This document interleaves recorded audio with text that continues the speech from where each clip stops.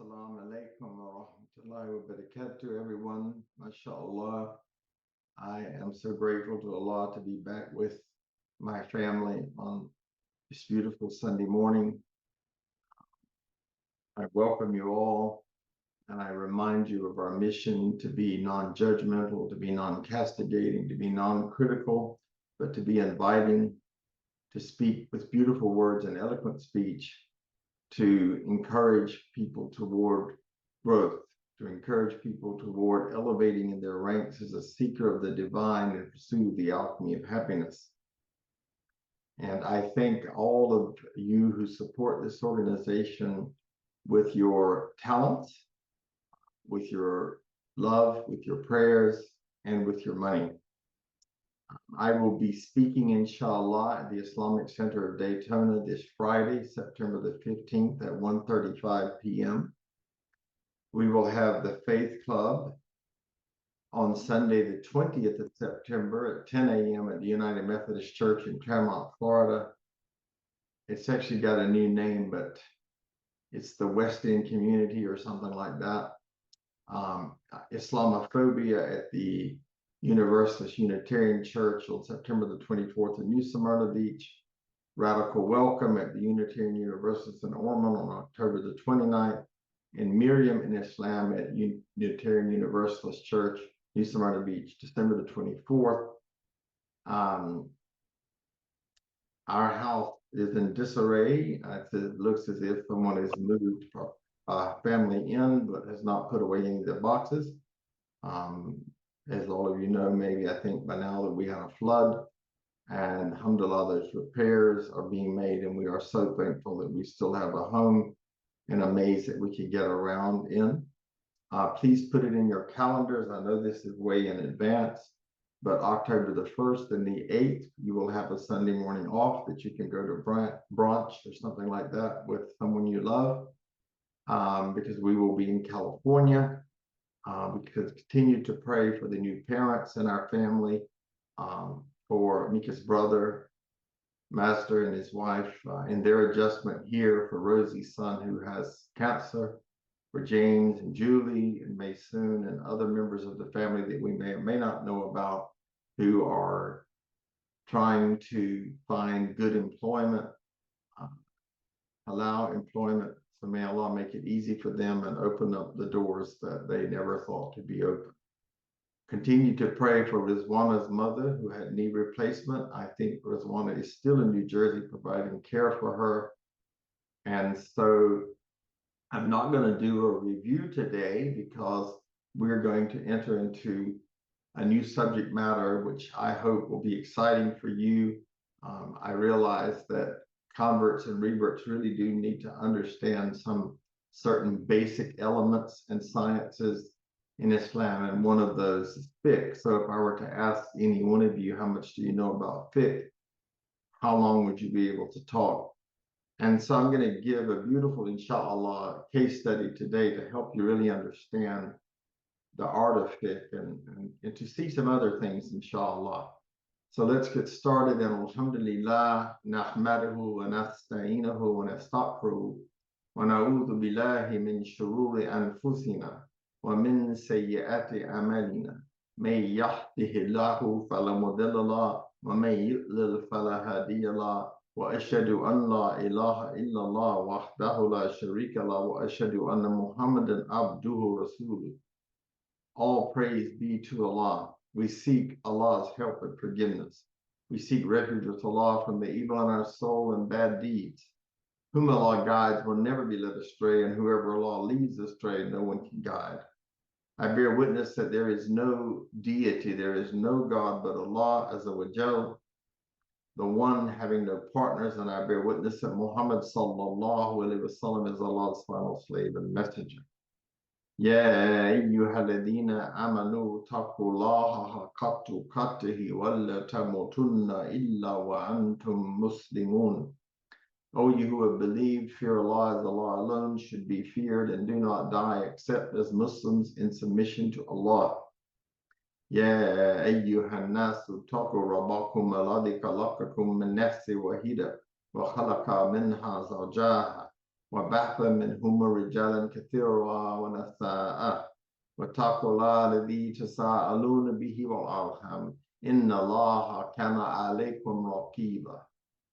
O people, be dutiful to your Lord who created you from one soul and created from it its mate and dispersed from both many men and women.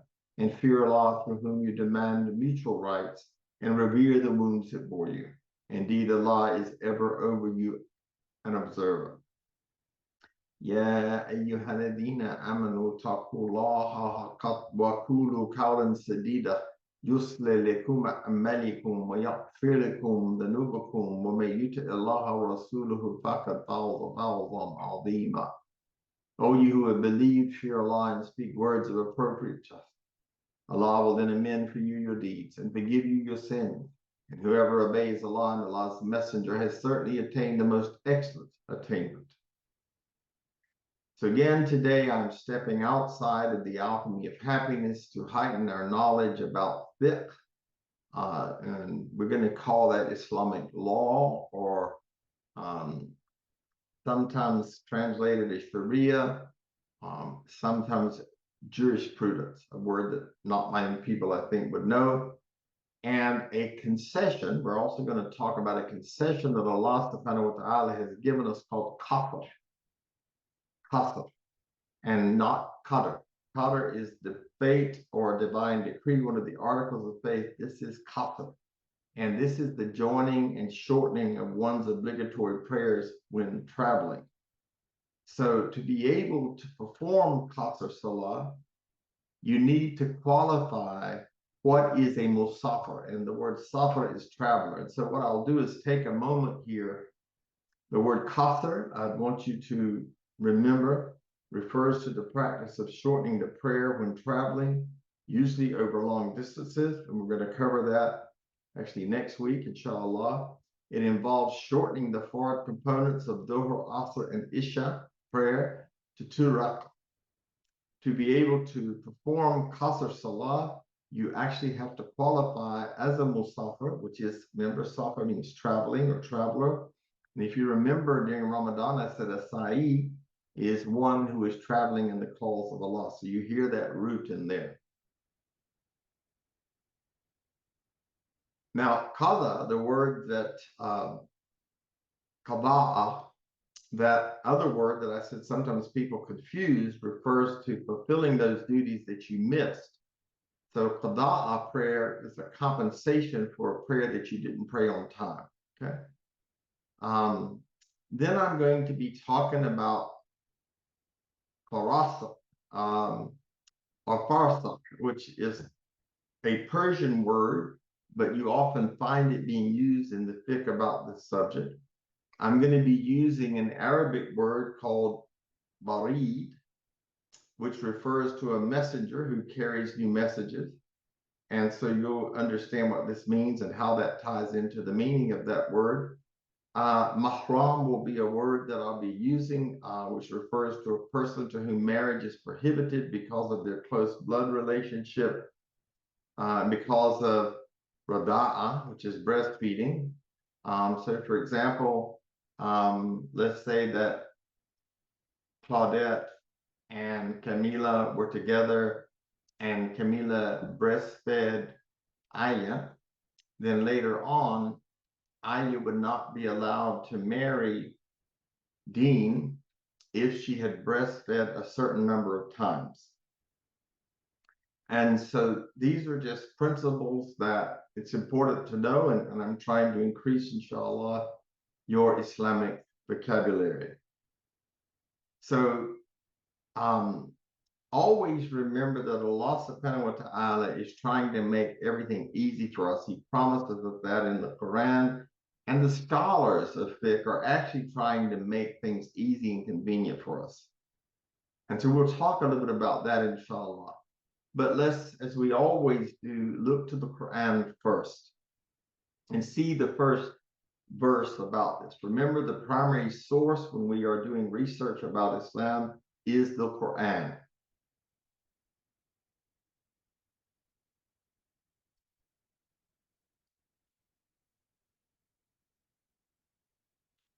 Okay. Just a minute. I got a message here. Assalamu alaikum. We will not be able to join class today, unfortunately. I wanted to tell if you can make dua for us. It's my brother's birthday, and someone sent him a picture of him and both my parents, and we just broke down seeing them. Also, I have an interview on Wednesday, and would like to ask the family to make dua that it is the right decision for us and for our Iman. Thank you so much, and sorry that we are missing the class. Mika, mashallah. So they are traveling today. They are suffering. So this class would have really benefited them.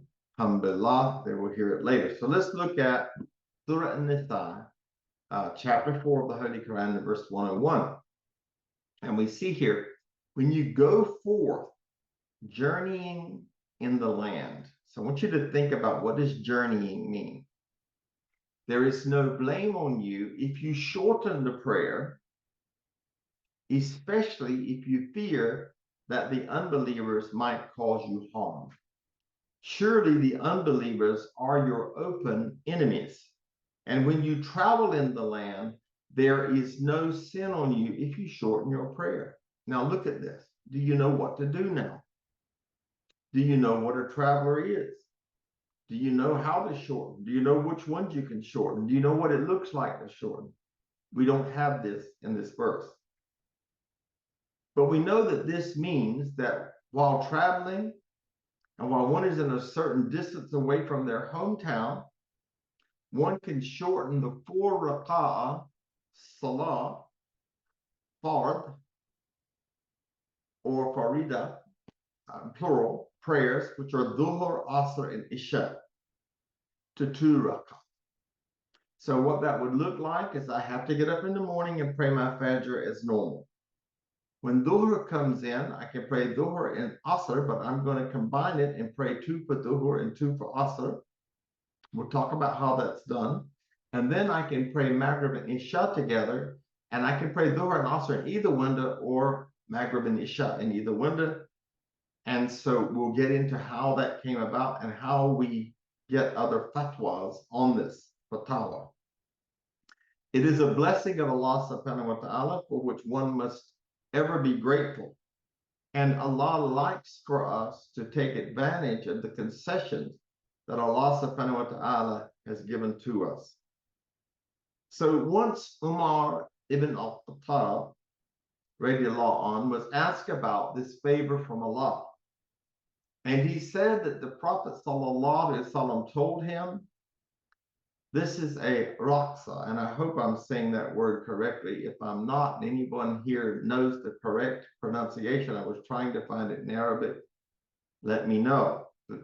It's translated, this is a charity Allah Azza wa Jal has given to you, so accept his charity. And this is found in Sunan Abu Dawud. There is no Qasr for Fajr and Maghrib. Okay, they do not have 4 rak'ahs. Okay. I would like you to be able to take advantage of this charity from Allah subhanahu wa ta'ala and to be able to implement it with confidence. So far, how far does a person have to be from his hometown to qualify for this concession? The verse does not tell us. How do we derive at a specific number? And the answer would appear, listen to what I said, would appear to be found in the hadith collected by Imam Bukhari, which Ibn Umar radiallahu anh and Ibn Abbas reported to have offered Qasr prayer in a journey of 4 barid. Now, how many of us know what barid is? And by the way, just to complicate it a little more, just hang with me, you're going to get this. 16 farsakh equals 3 miles. So 3 times 16 equals 48. How many days can a person shorten prayers while on a voyage? One answer is 19. The verse did not say that, which was the practice of the Prophet Muhammad sallallahu alaihi wasallam, as stated by Ibn Abbas radiallahu anh, who said, the Prophet sallallahu alaihi wasallam once traveled, stayed for 19 days, and offered shortened prayers. So when we traveled and stayed for 19 days, we used to shorten the prayer. But if we traveled and stayed for a longer period, we used to offer the full prayer. And this is from Sahih Bukhari, volume 2. So here we see another hadith, has the word travel in it, and it speaks about a period. Do we understand how to apply that in the modern world today? So when and where does one return to the whole prayer? The answer to this issue is traced back to the ahadith collected by Imam Bukhari, in which he reported Ali ibn al-Talib returned to Kufa after leaving the city. Once Ali ibn Abi Talib left Kufa and started shortening his prayers, although the house of Kufa was still in sight. And let me pause here and help you sort of think about this in modern day terms. If any of you have ever traveled across the country, and what comes to my mind is Dallas, Texas, which is a very wide city. I tried to find out how far it was from one side to the other, just could not find out. But let's say the city was 50 or 60 miles wide. Just process this for a minute. Does that mean we're on a journey if we live on one side of the city and we travel to the other? So on his return, he was told this is Kufa, so that he would no longer shorten the prayer. He said, no, I will go on shortening the prayers till we enter Kufa. And this is found in Sahih al-Bukhari, volume 2, book 18, chapter 5. So the advantage of Qasr Salah is permission to combine two prayers. Ibn Abbas radiallahu anh, and Anas ibn Malik radiallahu anh, reported that the Prophet ﷺ combined Dhuhr and Asr, Maghrib and Isha prayers on a journey. Well, it doesn't tell us how far he went. It doesn't define what a journey is. So how many of us feel like in our era we can implement based on these proofs? How many of us know how to interpret this in modernity? So we need to know when we can do qasr, shorten our prayers, and what constitutes safar, travel, or being a musafir, which is a traveler, so we can know and take advantage of shortening our prayers, doing qasr during safar, during traveling. And this is also another reason, and a much more nuanced and academic one. The subject is so large that actually in the next class, I'm going to talk about how long one can remain in that destination and continue to pray qasr. So let's begin with the case study. And this will teach you, inshallah, to really respect our ulama, to really understand how deep they go, and it might even help you understand me as a teacher. So this issue of what constitutes a safar or traveler or travel is a very good case study that will make us realize and appreciate the efforts of our ulama in trying to make the Sharia easy for us. So now, what is the Sharia exactly in simple terms? It is the correct path in Islam. Some interpret it as the watering hole. So it's like fresh water when you know what's right and you know what to do. It is the body of religious law derived from the religious precepts of Islam. Listen, folks, to what I'm saying, based on Quran and Sunnah. So what happens when we don't have sufficient information in the Quran and we don't have sufficient information in the Sunnah? Scholars come together and they create a scholarly consensus based on all the material called ijma'a. So let's keep looking. We will learn today that what is often being touted as Sharia is not. And in fact, it is not from Allah Azza wa Jal or Allah subhanahu wa ta'ala's messenger. Peace and blessings be upon him. Most of our ulama held a position that if we leave our homes and travel 48 miles, we can shorten our prayers. And if we are traveling, but as we will see, again, the Quran and Hadith do not tell us how many miles or how many days. So today I want to share the methodology of how the scholars derived this ruling of 48 miles. By the way, I wish that I could get you to raise hands and tell me how many have ever heard of this. And I wish that after class you would tell me. So let me remind you, by the way, that Qasr, joining prayers, is not to be confused with qada, the Arabic word fulfilling those duties that you missed due to some reason. Okay, so for example, qada is I overslept and I missed my fajr and I made it up outside of the window. Let's get back to the subject at hand. Again, the attempt of the scholars at getting to this number 48 was to make life easy. If you are going 48 miles, for example, they would say it is safar, it is being on a journey, and if it is less than this, it is not.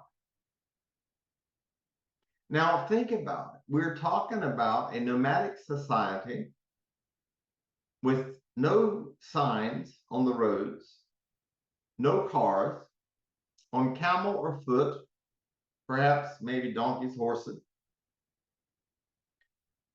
And they didn't even have the mile. But in the process of getting 48 miles, the scholars followed a multi-step process, each one of which is a very human ijtihadi effort. I mean, it is struggle to pull all this together. And each of which has gray areas that they smooth over to get to stage 2, 3, 4, and 5. You have to understand that I am the product of a alim, Dr. Sheikh Taha Jabr al-Adwani, an Iraqi scholar who entered Al-Azhar at 16 years of age, and he believed that we should continue to have scholarship and we should weigh things in light of the current place that we live and the current culture that we lived in. Therefore, if this is a human effort, shouldn't we go back and review it considering our current circumstances where we are traveling on cars, trains, subways, helicopters, and planes instead of camels and horses? So what might be another number or mechanism of deducing safar, traveling or the traveler? So my goal today and next week, and if we have to take it another week, is twofold. One is to give you an answer, inshallah. And number two, the process is to open up a very awkward door. And this door is skirted by many of our scholars, imams, and teachers. How many of our fiqh positions do we hold fast to? And how many do we say, hold on a second, that is not Allah's revelation. That is a human effort that would benefit us to go back and review in light of our circumstances what might be another number or mechanism of deducing safar. What is considered traveling and who is considered a traveler. So today I want to present a case study that will help us appreciate that just because the scholars said something 1,000 years ago doesn't make it the Sharia and doesn't make it the deen or the religion of Allah. Very important for us to realize, folks, particularly as reverts and converts, because people will often tell us something they heard and they will swear up and down that it is from Islam. and it is not. It is from Allah and His Messenger, they will say, and it is not. And of course, I am opening Pandora's box. To what level are we going to change? Are we going to change everything and deviate from the original intent of Allah and Allah's Messenger? Of course not. That would be bid'ah, that would be innovation, and that would lead us to the hellfire.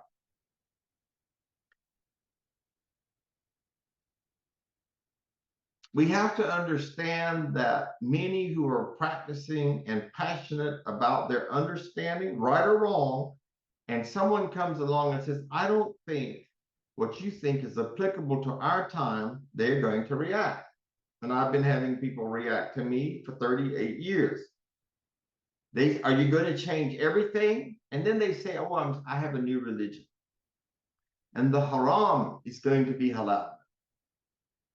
They want to stick to their tradition and what they have learned blindly. And folks, this is what happened to other people before us. They took blind information. They even call it blind faith. How can you have blind faith? They wanted to stick to their traditions, and the problem of today's issue, the distance of travel in the modern world, might not be that big of a deal. Whether one wants to stick with 48 miles or we are going to go with another ruling, it is not going to be cataclysmic. But I think it's so important for you to understand this and for me to understand this. I want to use an innocent, innocuous example to illustrate that sometimes changing fiqh positions are actually a matter of iman, faith, and kufr, disbelief. So we have to be careful and we have to fear Allah in that respect. But sometimes a fine-tuning will make the practice of Islam incredibly easier to practice within the goals of the Sharia. Allah does not want to intentionally make Islam difficult. Allah makes it easy for us. Allah wishes ease for us, and that is the direction that we need to move toward. Where the Sharia has a red line, we stick to that red line and we don't deviate. So today is a case study not only about a very important issue that is relevant to all of us, but more importantly, to illustrate that just because 99% of the ulama, or the ummah, said something, doesn't mean that it is from the religion of Allah. So let's begin. We saw in the verse, there is no sin on you when you perform salah if you are scared that someone will hurt you or harm you.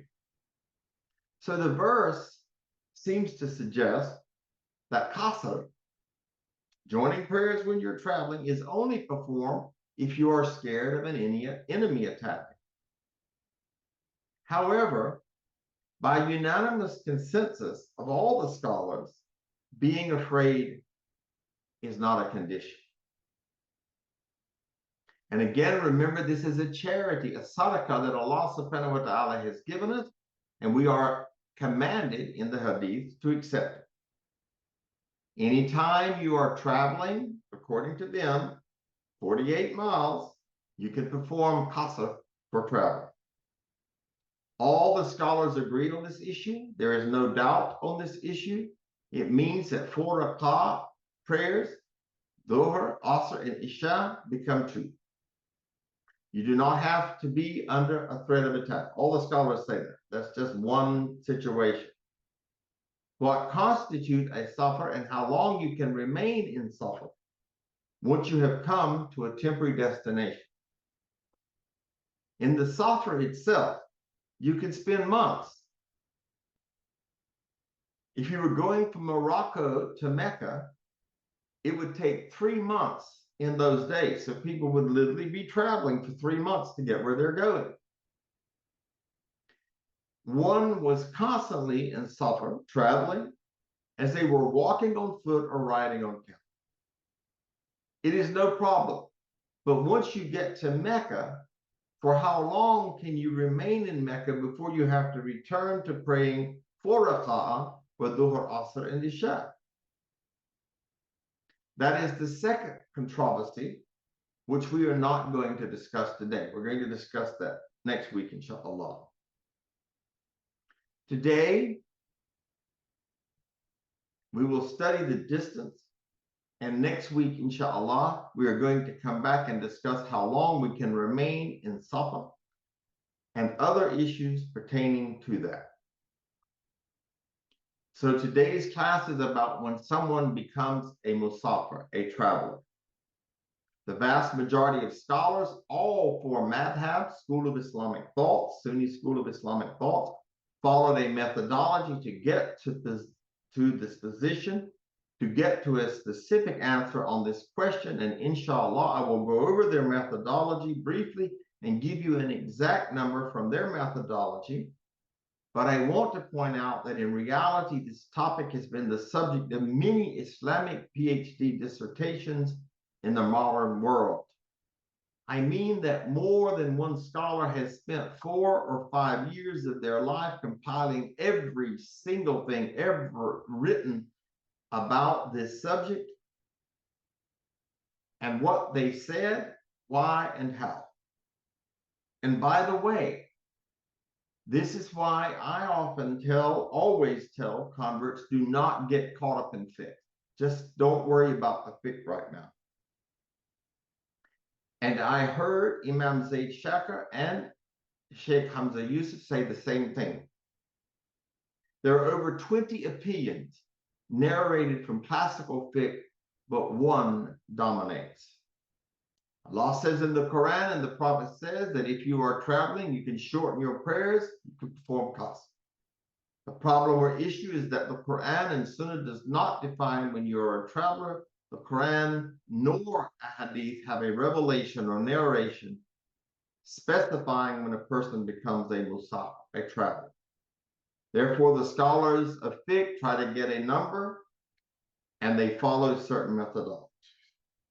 This we will clearly derive from the text, inshallah.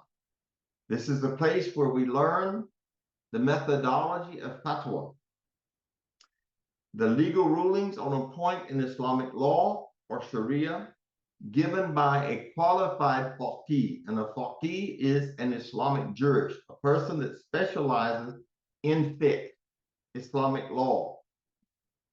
So the first step they did was go through the whole Quran and all the ahadith to find any uses of the term for a traveler, a musafir, linked to any time frame or distance to see if they can derive a secondary, indirect, or insinuating evidence of what a traveler is in the Quran and the Sunnah. There is no hadith in the context of a traveler. So they look at another hadith, and once they find that hadith, they move to step 2. Step 2 is that they translate this phrase into equivalent measurements that the Sahaba would have known. Now, remember, I told you there were no stop signs. There were no signs telling you how many miles or kilometers you traveled. Step 3, by the time they are writing books of fiqh, now think about this, books of fiqh were only written in the 400 and 500 years of Hijrah. Remembering that the Prophet ﷺ died in the year of 62 Hijrah, I believe. Please don't hold me to that. But very early in the Hijrah years. So by the time they're writing these books of fiqh to help the people make their life easier, 400 or 500 Hijrah, when there were no Sahaba left to consult, they now need to convert the measurements that they have derived from indirect references into a measurement that they are accustomed to or that they understand. The number they derived in step 2 must be converted in step number 3 to something that they understand. Now, Islam came, and with it, civilization came. The prophetic era was very different than the Abbasid era. The prophetic era was simple and innocent. Until they went to Medina, there were no laws, there was no governance, there were no city municipalities. It was a tribal rule. Whoever had the biggest and strongest tribe, they got their way. Think about it. There were no two-story buildings. There were no libraries. The Arabic script was not even fully developed, and paper had not even been invented.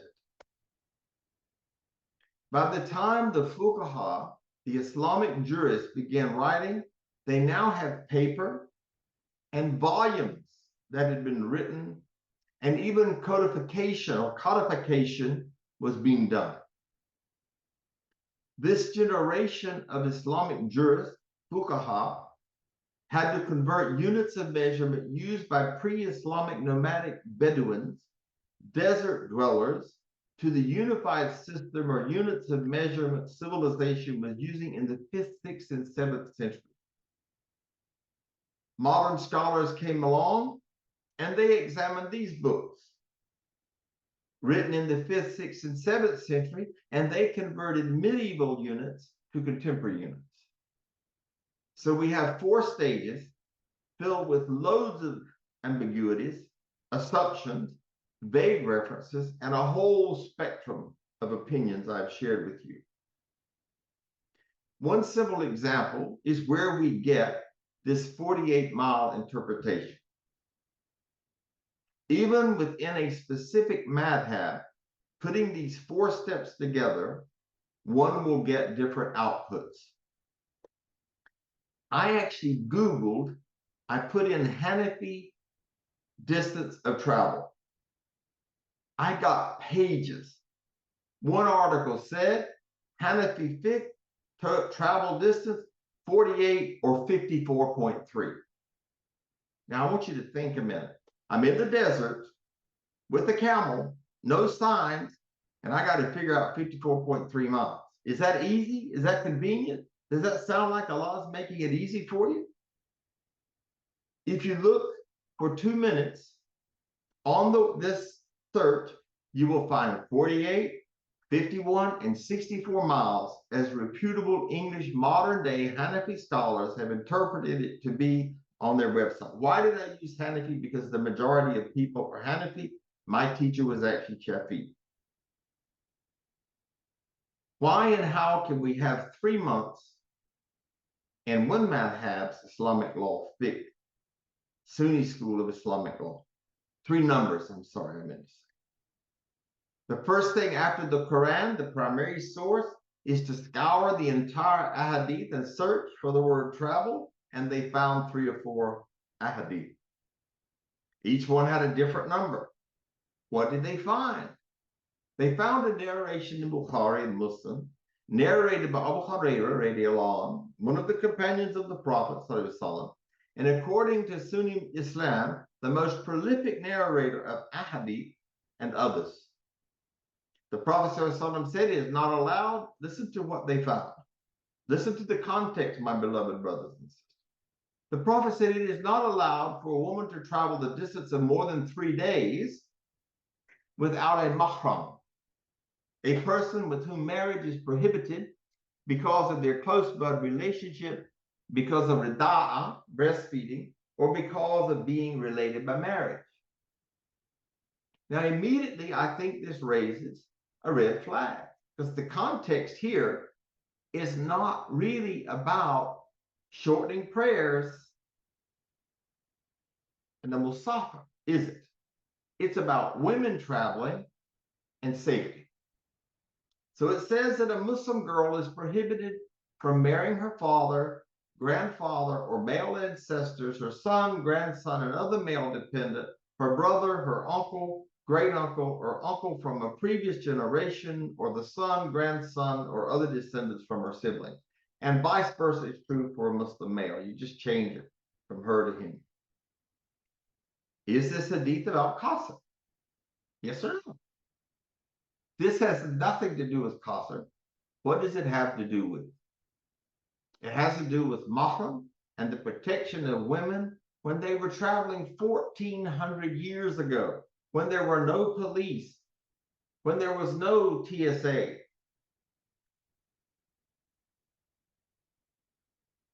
Step number one is to find anything that has the word travel in it and has some distance. So we found it, but we found it's in a different context. It is not allowed for a woman to travel the distance of 3 days without a mahram. Remember, we're talking 1400 years ago, when there were bandits, when people's living were made on a caravan, and they were robbed often.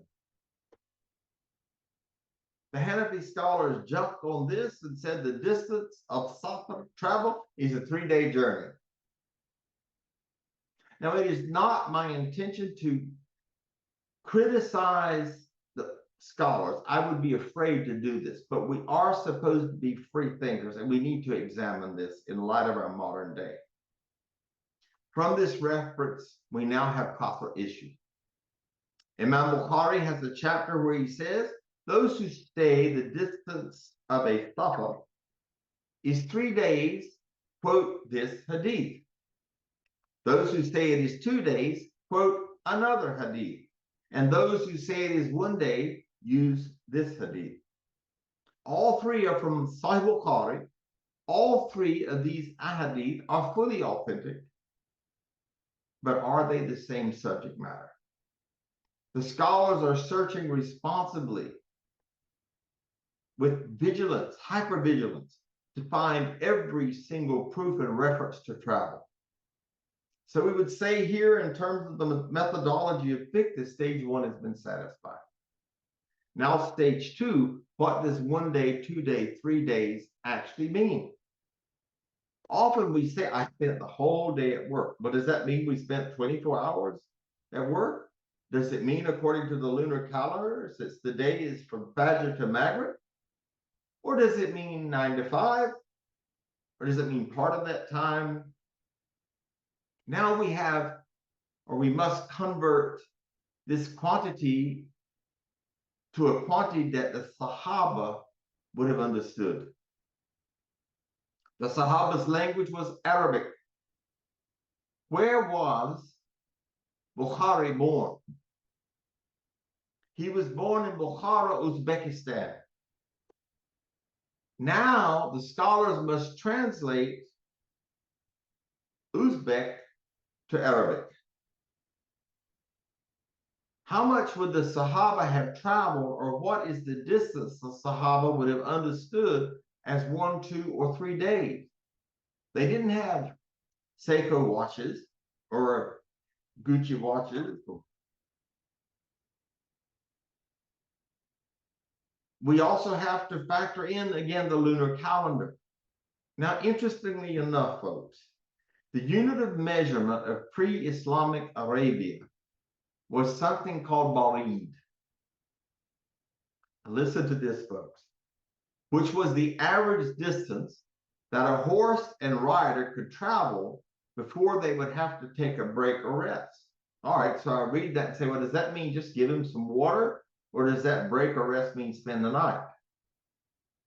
Now let's look at some facts. And I am a horse lover and rode horses a lot in high school and later on in life, as every time I could. Now the average horse covers 50 miles a day. Endurance trained horses, Allahu Alam, I don't imagine they had endurance trained horses, but Allah knows best at that time, they can travel up to 100. Now also, if you've ever been to Saudi Arabia, the terrain is tumultuous. And terrain also influences how far the donkey or camel can travel, or the horse. On hilly plains, a horse might go 15 to 20 miles in mountains, on hills 25 to 30 miles, and on flat land 30 to 40, let's say. Now what's interesting is that the Abbasid era created the most successful post office, this massive postal system for its government officials, not for the general public. And horses ran the postal system for the government in the Abbasid era. The rider of the horse delivered or handed over to another fresh rider a bag. They had these stations. And then that rider would take the mail to the next station, which was called one barid. This is where it came from. Now, in the evolution of language, the word barid was dropped as referring to distance, and it all of a sudden changed its context to refer to parcels and packages. We all know how words change over the years. A gay old time doesn't mean what gay means today. Modern Arabs don't know that barid is a distance. They will actually swear that it is male and that it had nothing to do with male in classic Islam. I'm saying it didn't have anything. They don't. That's not what they will say. And I've actually seen and heard Arabs argue with me on this point. Arabs do not speak classical Arabic today. You will find people that speak Fusaha, but it is extremely rare. Probably more than 80% of the imams don't even know or would not even recognize Fusaha Arabic. And when you go as a Muslim to Jordan or somewhere, Morocco, to study, they will tell you, do you want to study Fusaha or do you want to study modern standard Arabic? Which is almost like speaking a different language. So in modern standard Arabic, the word barid means male. Not a male person, but mail that you receive from the post office. Now the question is 1 day travel, 2 day travel, or 3 day travel. How many barids is it? I'm sure we're all confused now. Just stay with me. It's beautiful. Just ride the horse with me through this. We get 15 different opinions. Some say 4, some said 5. So we're going to skip over all of those ambiguities. We have already started with a number, 3 days traveling, and now we have to somehow convert that to a unit of measurement that understood at the time was barid. So the scholars try to figure this out. Now, what helped them a little bit here was that the Sahaba and the Tabi'in did have some actual positions on this, but they were not found in Ahadith. And remember the things that the first generation of Muslims, those who were closest to the Prophet ﷺ, and they call the Tabi'in and the Tabi'in, the second generation, were those that either saw the Prophet, a few of them, or they actually learned from someone who did see the Prophet. Their information is very authentic and very, very fresh and very correct, usually. It's reliable. Some said safar, travel, is 4 days, and some said 5 barid, but these opinions were not from Allah and Allah's messenger. They were from the late first generation and definitely the second generation of the Sahaba. We have the Fuqaha coming along and saying how many barid, days, is safar, traveling. So we have this issue of barid, by and large, 4 to 8 barids of safar. By the time books of fiqh are being written about barid, nobody is using the word barid. They are using other measurements. Remember, Islam is spreading. Islam is moving from Saudi Arabia to Africa to India to all of these amazing, beautiful places. And now these words have to be understood by these people. The next unit of measurement that came into the time frame was the ancient Persian, because remember, Islam moved into India. The term farsak, or farasik, plural, which was the distance a horse would walk in an hour, about 3 miles. In ancient English, in Charles Dickens' English, the farsakh is a league, not a league of nations, but a unit of measurement called farsakh. So they needed to convert barid into farsakh now, because they were using farsakh, and again, we have ambiguity. By and large, they agreed that one barid equaled 4 farsakh. And we have 5 classical opinions about this. I'm giving you the majority ruling to show you how much ambiguity or gray area there is in getting to this final number at every step, having 10 scholarly opinions. Nonetheless, the barid equaled or has 4 farsakh. Farsakh is a Persian term adopted by early Islam when they had conquered Iraq.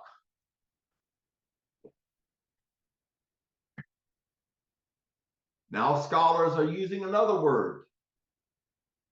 By the time latter scholars came, farsakh is gone, and they moved to a measurement called milli,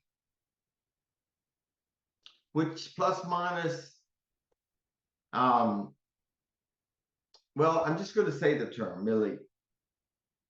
Interestingly enough, the English translation of the Bible uses this word in reference to a dry measure for fine flour. The basic concept of the milli originated in Roman times. The Romans used a unit of distance called milli passum, which literally translates 1,000 paces. Now we've got 1,000 paces. We've gone from looking at what animals do to paces, which are what humans do. Interestingly enough, the English word million derives from the French word milli, meaning 1,000. Now, this word was adopted from the Romans. A milli for the Romans was 1,000 steps or paces of a Roman soldier. Now, how many of you now want to interpret this? A step for them, for the Romans, is what we call 2 steps. The same foot goes where it was. And I'm not trying to be funny. We're not picking on the Romans here, but this is what is said historically. For us, that would be 2,000 steps, but they count it as 1,000. They said this is a milli, and this is called the Roman mile. Interestingly enough, let's fast forward to 1592. The English Parliament standardized the measurement of the mile to equal 8 furlongs. And a furlong is 660 feet. A mile 1,000 years ago is not what a mile is today. We have to work with all this, folks. The Arabs took the name from the Romans, but they did not take the same measurement. How confusing is that? The Arab mile was shorter than the Roman mile, and they say it is because the Arab step was smaller than the Roman step. The Arabs adopted the word for mile, but to distinguish this Arab version of the mile from other adopted versions, it was called the Hashemite mile.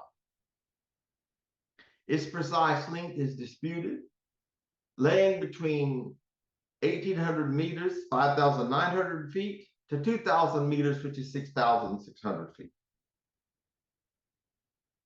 The Russian mile was 7.468 kilometers divided into 7 versts.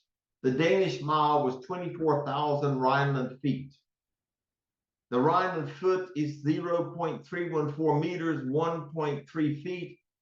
There are 12 thumbs, inches in a foot, and 12 feet in a Rhinish rod.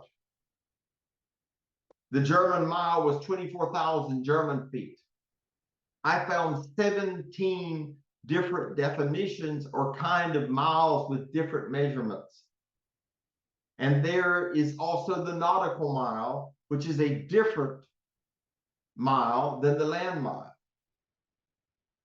The mile was not universally defined as a unit of measurement until 1592. Every civilization had a different understanding of what a mile was. Islamic scholars went from 3 days to barid, to farsakh, to mili, with each conversion creating a huge gray area. There was no uniformity or conformity, and we haven't even gotten to the 7th or 8th century of Islamic scholarship, folks. Now we have scholars debating about what a mile is. Some classical scholars say a mile is 12,000 Arab steps, not 10,000 steps. Others say a mili is as far as the eye can see. Others say a mili is when you can see a figure in the distance and you know it is a human as opposed to a gazelle or a deer, but you do not know whether it's male or female. These are the way the scholars explain this. So what is common in all these definitions? They're not precise, they're not scientific, they are just approximation as far as the eye can see. There were no global bodies that all societies agreed upon to define distance. Finally, in the 16th century, 1593, Queen Elizabeth I decided to, in a post-Newtonian scientific world, let's now define all of these terms. And so she enacted an act that was adopted in Parliament in 1593 called the Weights and Measurement Acts of Parliament, whereby 1 mile was defined as 5,280 feet. Inches were also defined, and finally there was a precise actual unit of measurement, which eventually was converted to 1.6 kilometers. If we go back, chug and plug, uncountable mathematic colloquial means chug and plug, a technique in which values are entered to get a numerical answer without any problem-solving skills being necessary. All this, some ulama said, 1 day journey translate into 4 barids, and 4 barids translates into 16 farsakhs. We would all be going crazy if we tried to figure this out. An assumption was made that 1 farsakh is 3 millimeters. So 16 farsakh times 3 equals 48. That's how they came up with that magic number. May Allah bless them.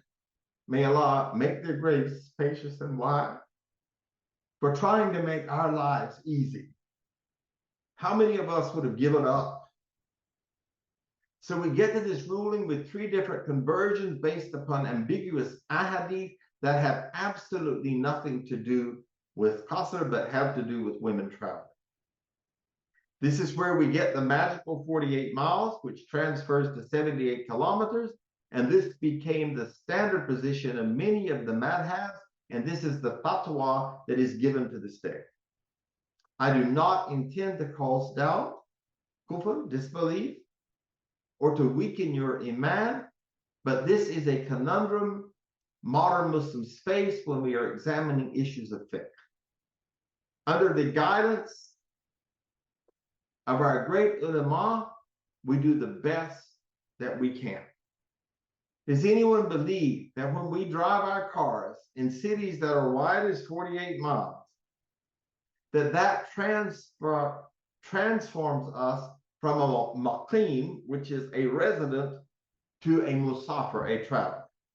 Is that compared to going from Morocco, from Saudi Arabia to Morocco on a camel?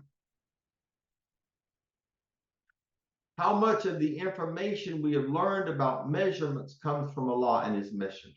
How much? These scholars tried to make Islam easy, and we respect them, all the while acknowledging the humanity of their efforts. We also separate the divine Sharia from the human fiqh. And this is important, folks. And that's what I'm trying to do here. May Allah forgive me if I err. We separate what Allah says about when we are in safar, in travel mode, and when we perform qasr.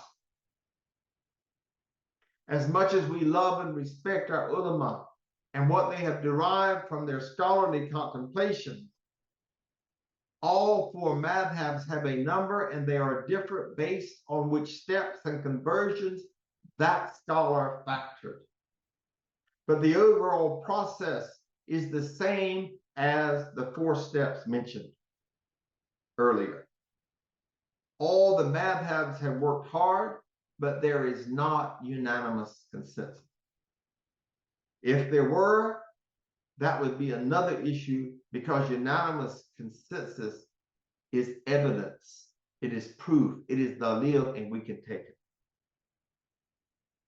So I realize that I'm going to have to continue this. I had no idea that I would only get this far, but I wanted to lay a very good platform or foundation for you to build on and to understand where I'm going. I hope you'll be able to attend these classes and finish your understanding of this. And may Allah help us to increase in our knowledge and to elevate in our ranks and to increase in our practices and grow closer to Allah subhanahu wa ta'ala. Inshallah bil alameen. I love you all for the sake of Allah, and I pray that Allah subhanahu wa ta'ala gives us all the very best spiritual, physical, and mental health. Subhanaka Allahumma wa bihamdik. Ashhadu an la ilaha illa anta astaghfiruka wa atubu ilayk.